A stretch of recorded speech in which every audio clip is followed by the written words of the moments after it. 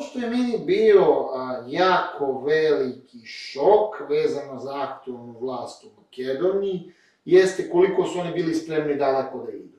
Manje više kada je došla aktualna vlast u Makedoniji, znalo se da će oni igrati u principu na određene karte Zapada, ali taj nivo neprofesionalizma, poniženja, nekoinzistentnosti u politiku, odlazak iz jedne izdaje makedonskih nacionalnih interesa u drugu, je meni bio nepojmljiv. Ja sam očekivao da će to biti vlada koja će napraviti par ustupaka i manje više se držati kursa prethodne vlade.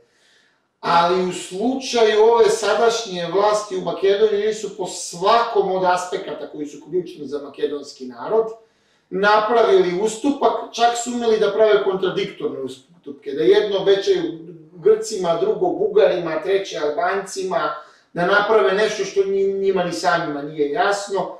Tako da to je veliki problem, ali glavni problem pre svega u Makedoniji su strane ambasade, zato što Makedonija, nažalost, nije suverena država i politika u Makedoniji se ne vodi iz makedonske vlade, nego se vodi iz stranih ambasada.